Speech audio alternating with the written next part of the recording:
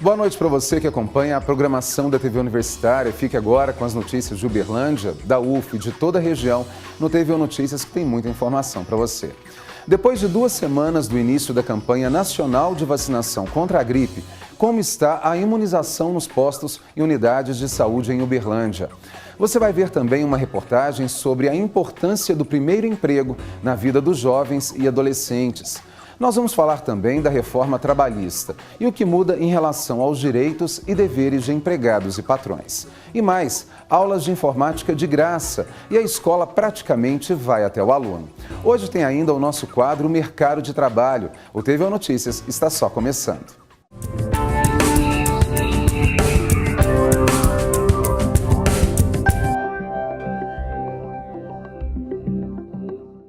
A gente começa o TV Notícias de hoje falando da campanha nacional de vacinação e de como as doses estão sendo administradas nos postos e unidades básicas de saúde em Uberlândia. Nas 2 últimas semanas, muita gente já foi vacinada e a expectativa da Secretaria Municipal de Saúde é que 90% do público-alvo seja imunizado.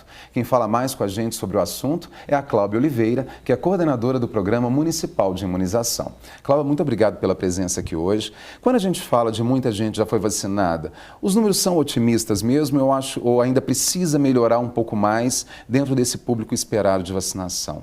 Isso, nós ainda temos aí praticamente 4 semanas de vacinação, nós já passamos por 2 semanas e nessas 2 semanas a gente vacinou em torno de 26%, 34 mil pessoas. Se a gente considerar que a nossa meta é de 90%, que é em torno de 123 mil pessoas, nós precisamos de vacinar muita gente ainda, mas está dentro do esperado, né? Está dentro do esperado. No entanto, para crianças, né, como a gente havia comentado, ainda está muito baixo ainda. As crianças de 6 meses, todas, de 6 meses até 4 anos, 11 meses e 29 dias, têm direito a essa vacina. Então, seria importante, porque nossa cobertura está em torno de 13%, muito baixo ainda em relação ao que a gente precisa de imunizar. Mesmo dentro do público-alvo, tem alguém que não pode ser vacinado, que existe talvez alguma contraindicação? A única contraindicação é se ele estiver num evento febril grave, com febre autona, é melhor a gente esperar para receber, né, prorrogar um pouco. E também pessoas alérgicas grave ao ovo. Quem tem alergia grave ao ovo, que tem falta de ar, né, precisa de oxigênio depois de ingerir ovo, também precisa contraindicar essa vacina ou algum outro componente da vacina. Entendi. Para idosos acamados, só uma última pergunta, porque é dúvida mesmo dos telespectadores. Sim. Idosos que estão acamados, eles podem solicitar o serviço? Existe essa possibilidade dele tomar vacina, por exemplo, em casa? Sim, as unidades de Uberlândia já fazem esse trabalho, já tem a população cadastrada, né, de idosos que ficam no lar ou que restrito ali, então as unidades vão até lá e fazem a vacinação.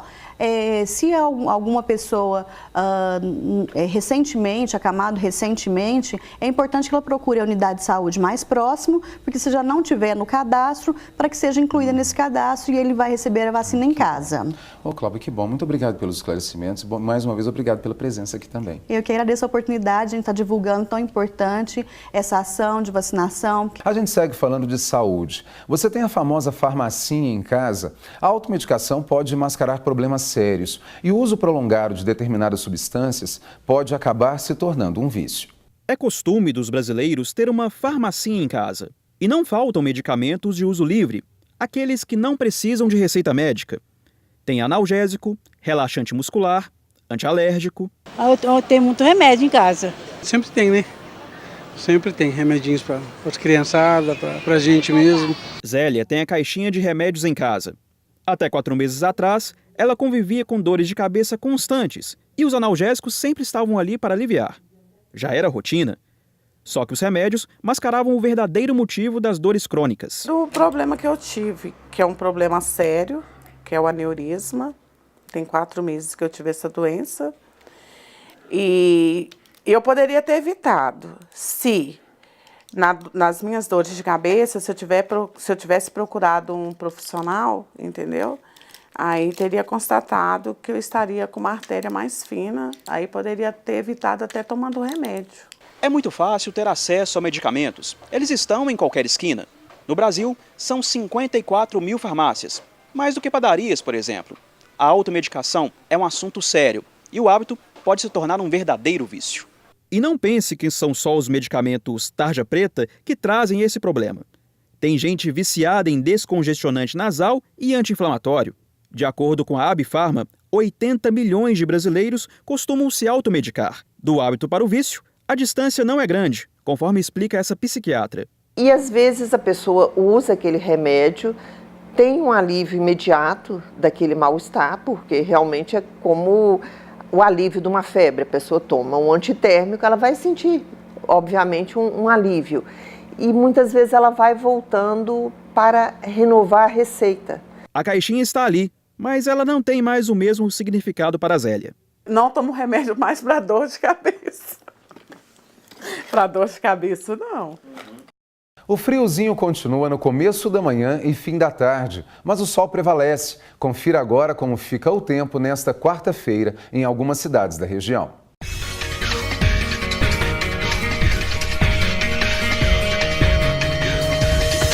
Em Uberlândia, quarta-feira é de sol forte, nada de chuva. Mínima de 14 graus e máxima de 24. Em Ituiutaba, tempo nublado e variação da temperatura ao longo do dia. Mínima de 16 e máxima de 26 graus. Em Monte Carmelo, a previsão amanhã é de sol entre nuvens, pode chover no fim do dia. Mínima de 14 e máxima de 23 graus. Em Patos de Minas, tempo nublado e nada de chuva à tarde nem à noite. Mínima de 12 e máxima de 22 graus. Nenhuma previsão de chuva também em Estrela do Sul. A temperatura mínima é de 13 e a máxima de 23 graus. Daqui a pouco no TVO Notícias você confere uma reportagem sobre a importância do primeiro emprego na vida dos jovens e adolescentes. Tem ainda o nosso quadro Mercado de Trabalho. Não saia daí, eu volto já.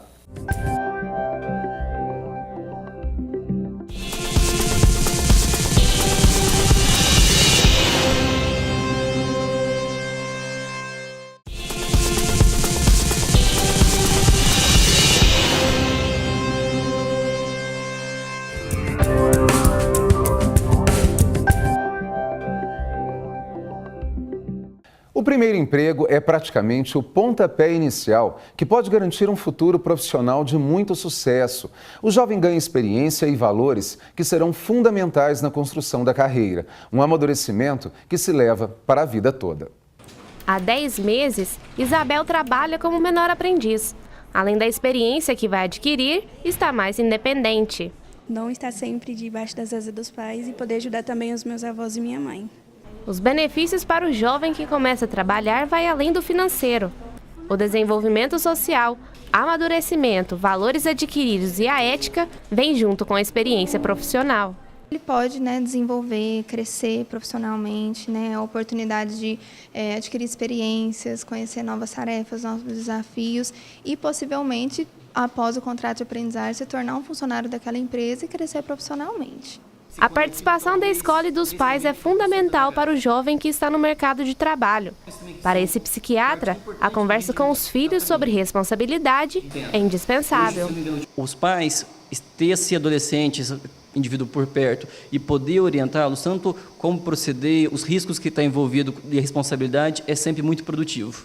Isabel tem o sonho de ser psicóloga e vai levar para a próxima experiência valores importantes que aprendeu no primeiro emprego. É a ética da gente prezar o nosso local de trabalho, a comunicação com todo mundo e também que a gente tem que tratar as pessoas com educação independente da classe social dela.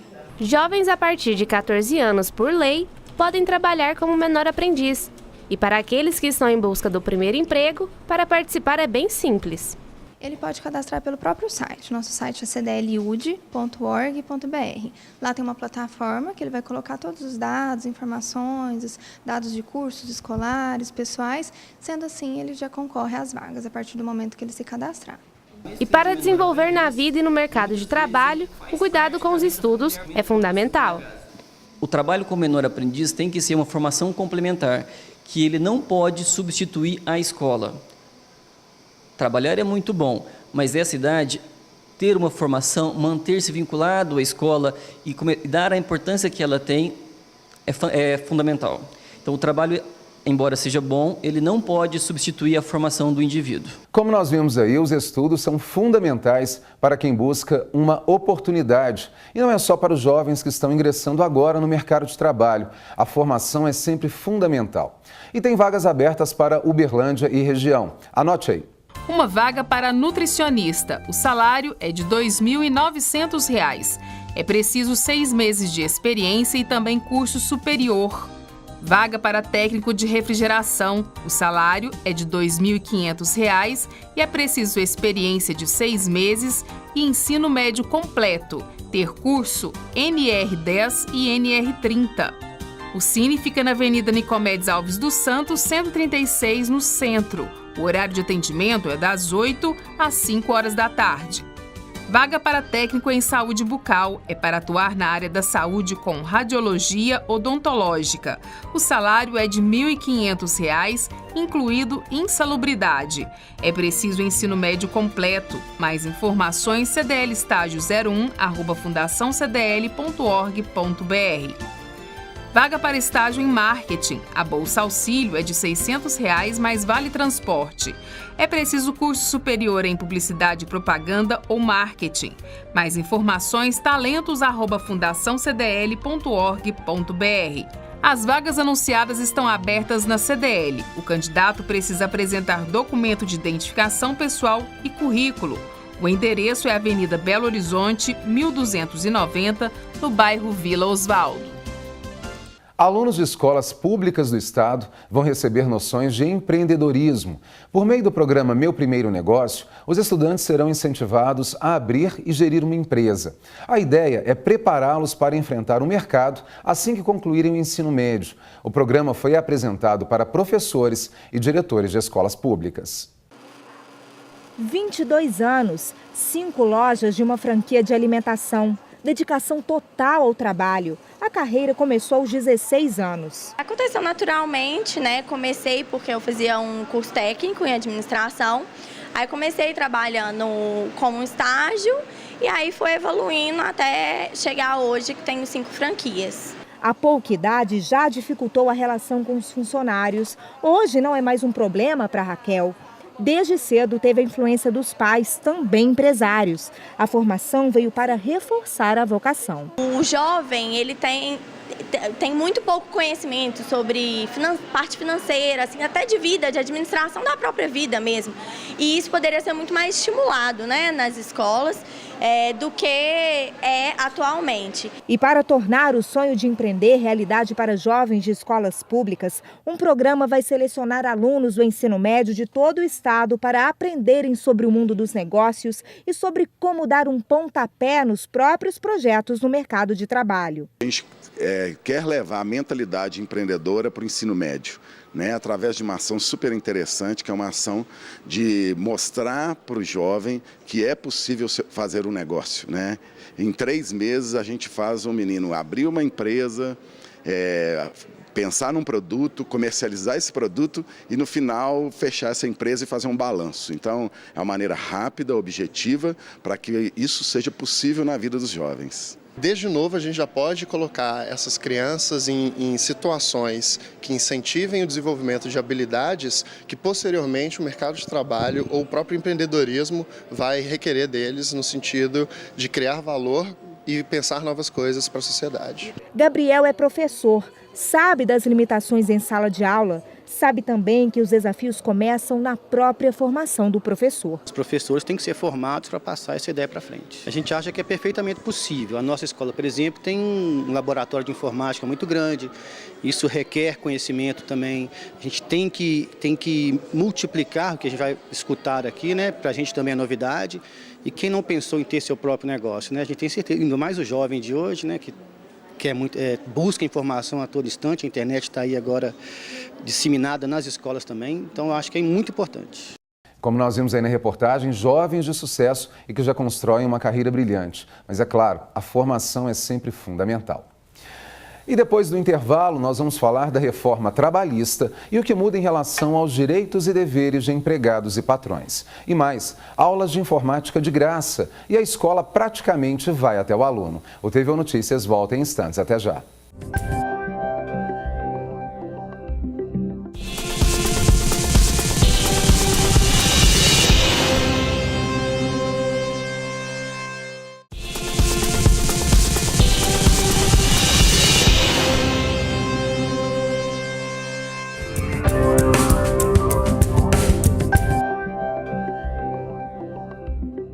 Jovens e adultos agora têm aulas de informática de graça e o melhor de tudo, não precisam ir até uma escola ou cursinhos especializados. O conhecimento é levado quase na porta de casa. E esse conhecimento que vai fazer muita diferença, principalmente na vida profissional dos alunos. Parado entre os bairros Dom Almir e Prosperidade, o ônibus que transportava pessoas agora leva mais conhecimento e aprendizado. O veículo com o interior totalmente adaptado é a nova sala de aula de informática para quem não pode pagar um curso particular. O projeto desses ônibus são exatamente para ir para bairros periféricos, porque ele privilegia essas pessoas de baixa renda, como já disse, porque essas pessoas geralmente elas não têm condições de estar pagando transporte e outras coisas para estar frequentando outros cursos profissionalizantes. Alisson teve o primeiro contato com o computador aos 33 anos. E olha, ele está super feliz com as aulas de informática no ônibus Meu Ofício, que está no bairro dele. A capacitação para o mercado de trabalho vai fazer toda a diferença no currículo dele. Hoje em dia o mercado de trabalho te exige, né, um curso, uma experiência, uma formação melhor. E assim, agradeço a Deus por essa oportunidade de ter surgido e hoje eu estou aqui fazendo esse curso, já faz aí, hoje vai para o 5º dia de curso, tenho aprendido muita coisa, tenho gostado bastante e pretendo me ingressar, sabe? Continuar e ter uma formação melhor aí nesse curso. O trabalho desenvolvido atende cerca de 45 pessoas na comunidade, oferecendo capacitação para o mercado de trabalho. Marco Túlio é professor e está orgulhoso com o interesse da turma. A expectativa para a formação dos alunos é grande. Como eles vão mexer muito com o computador dependendo da área deles, então eles vão precisar desse processo. Então isso vai melhorar a agilidade dele e capacitar eles. Há 11 anos, quando veio de norte de Minas, José Maria não imaginava que teria a chance de aprender informática. A oportunidade representa muita diferença na vida dele. Hoje em dia o mercado exige muito, na área que eu trabalho, exige muito parte de máquina, que eu sou operador de máquina, exige muito parte de computadorização. Aí eu tenho que estar me profissionalizando porque o mercado exige. Nesse mês, um segundo ônibus vai circular na cidade, oferecendo cursos de gestão, com dicas para montar um currículo e ainda de entrevistas de emprego. A gente vai inserir 3 ônibus ainda nesse semestre em vários bairros da cidade. Já em maio estará outro ônibus, né, sendo ofertado à população para que ele leve conhecimento às pessoas que necessitem desses cursos. Rosângela também faz parte da turma de informática. Segundo ela, a filha que faz bolos decorados viu o anúncio e fez o convite. Conta que agora vai desenvolver uma nova habilidade e fazer parte do mundo da tecnologia. Pela primeira vez, aos 52 anos, eu achei muito importante e me interessei porque eu nunca tive oportunidade. Como eu estou desempregada, eu achei uma grande oportunidade de eu estar aprendendo e me aperfeiçoando e conhecendo, né? Então eu acho muito importante para o currículo e para os próximos empregos, né? O Brasil praticamente parou na última sexta-feira em função de manifestações populares contra a reforma trabalhista, que já foi aprovada pela Câmara e agora segue para o Senado. O governo alega que as propostas são fundamentais para sanear as contas públicas e impulsionar também aí a retomada da economia. Mas como ficam os direitos dos trabalhadores? O que tem gerado descontentamento da maioria? Sobre esse assunto eu converso com a Leila Gonçalves, que é advogada trabalhista. Leila, muito obrigado pela presença aqui hoje.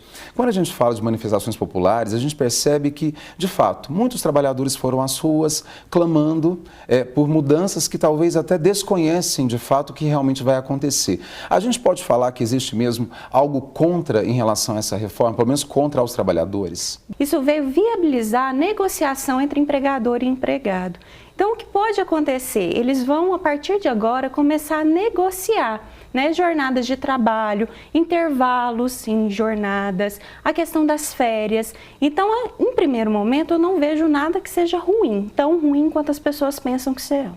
Pois é, por exemplo, em relação às férias, a gente sabe que agora elas podem ser fracionadas, quer dizer, em vez de tirar 30 dias corridos, pode tirar 3 vezes de 10 dias, né, em 3 momentos 10 dias ou de outra forma. Mas tudo isso também é negociado entre as partes, não é mesmo? Exatamente, não que seja obrigatório aquele funcionário funcionário que quiser os 30 dias, poderá, mediante negociação, sem nenhum problema.